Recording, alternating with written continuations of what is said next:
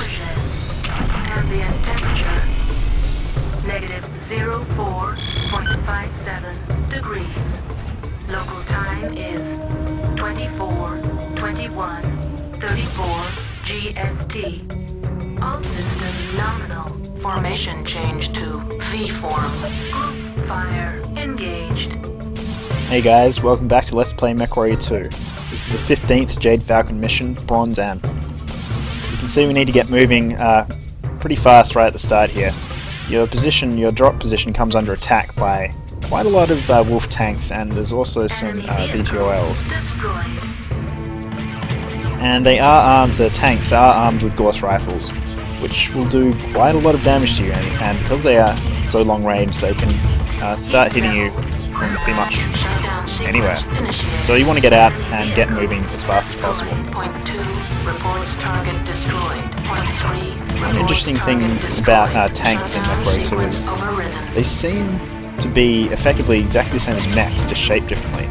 So the treads are like legs. You shoot off one tread and it's mobilized, it's like shooting off the mech's leg and it's mobilized. I'm pretty sure they even have a head location, but I've never managed to get a headshot on a tank. Now I've picked mostly small pulse lasers with just a single PVC for long range fire support. I'm running really hot at the moment, well into the red with my heat gauge, which is kind of dangerous. I'm in danger of getting some engine criticals if I keep this up for too long. But you can be a bit more daring with your heat levels, as long as you're not carrying any ammunition, because you're not in danger of suffering an ammo explosion. I really want to take out those tanks as quickly as possible and move on to these helicopters.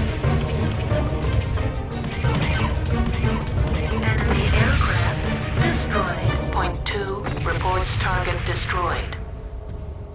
Okay, now with those initial waves of vehicles taken out, we can focus on the main objectives of this mission. Joining me for this one in a Hellbringer, I have Berry John and Pangod 556, also in a Hellbringer. As myself, I am piloting a Hellbringer on my own. Yes, this is all Hellbringers all the time. It's a pretty good choice for this mission, I think. You don't want anything too slow, you need something to keep up with the convoy, but you also want enough weapons to make a difference when you need to. So I wouldn't pick an assault mech. A fast heavy is probably a pretty good idea. You have Colonel Morgan Kell in this Battlemaster. We're looking for Dork Raddick, but the co-founder of the Kell Hounds is a pretty good catch anyway. Taking out his brother last mission, doesn't look like the other Kell brother is going to put up as much of a fight. At least Morgan Kell is actually supposed to be alive in this time period. Well, he was, up until about 5 seconds ago.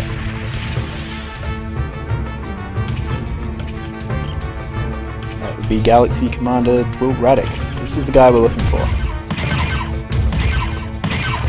Now, the Direwolf is a pretty nasty mech, but it also has a kind of easy to hit head hitbox, which usually is going to be faster than boring through all the armor on a 100-ton clan assault mech. Just aim a little above the cockpit glass there, and eventually you're going to be getting head hits. You can see on the wireframe damage display, his head's already yellow. There we go. Primary objective: inspect and destroy Wilt Raddick's Direwolf.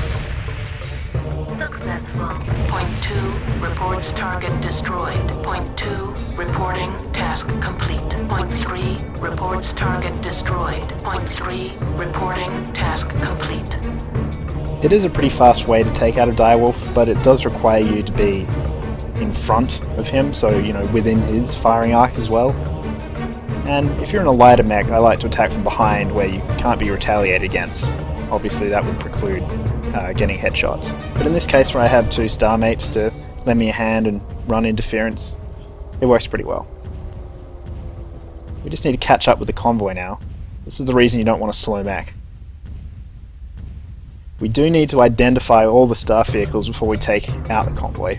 For this reason you can't just sit back at long range and take them out, you need to get up within 200 meters of each vehicle to see what each one is carrying. About half of them are staff vehicles and the other half are escorts like this one. You don't have to destroy the escorts, but I like to anyway, just for peace of mind.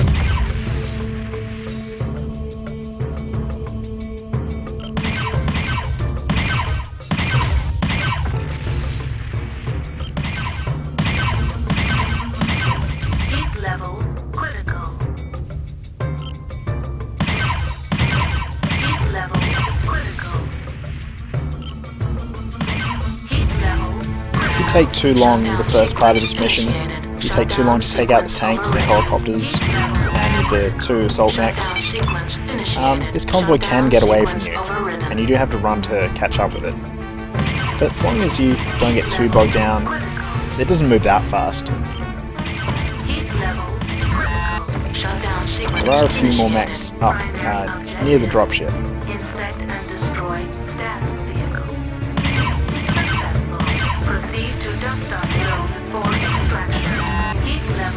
Well, that's all our primary objectives complete. We've taken out the convoy with a healthy buffer. Generally, it's not too much of an issue, unless you have no idea what you're doing against the tanks at the start. Got another battle master here. I think we've run out of kills to pilot them though.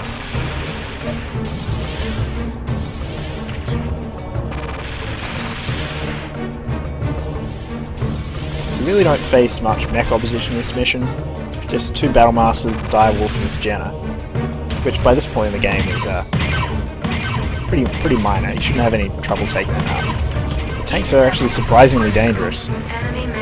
They're the real thing you have to watch out for in this mission.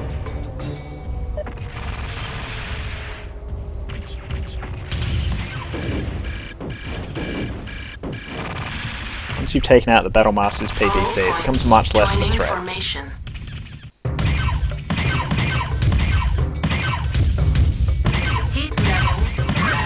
Shutdown sequence initiated. Shutdown sequence overridden.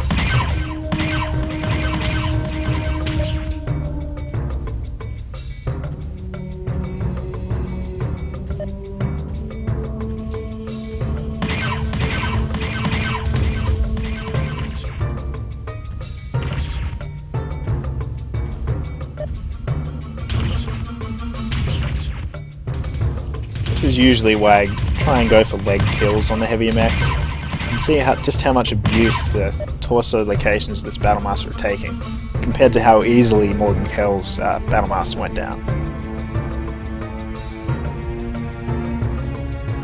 Heat level critical.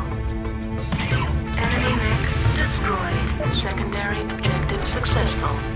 That takes out all of the defending units. We just have these turrets left, which for some reason are still identified as enemy mechs. My right torso and my right arm aren't looking very good shape, but I think I'll be okay. All points attacking your target. It's a good thing I didn't have anything on that. Heat level enemy target destroyed. Point 2 reports target destroyed. Point 2 reporting task complete. Point 3 reports target destroyed. Point 3 reporting task complete. Shutdown sequence overridden. Now we do have this wolf dropship, but it's not a target of opportunity for this mission, so I think I'm just going to leave it alone. You guys really don't want to see me sit there for another 5 minutes and just shoot this dropship until it eventually kicks the bucket. So I think I'm just going to bypass this one this time. It does eventually take off. It takes off when the convoy would have arrived. Now the convoy is all gone, so it's kind of hard to judge. But when the convoy would have reached the dropship, it takes off and you can't hit it after that point anyway. Unlike some of the other dropships we've seen, this one doesn't just hover about a kilometre up in the air. It takes off and just keeps on going. I probably wouldn't have time to completely destroy it before it was out of range anyway. Oh, we're almost to the dust-off point, so I'll say thanks for joining me again, and I'll see everyone next time for the last mission of the Jade Falcon campaign.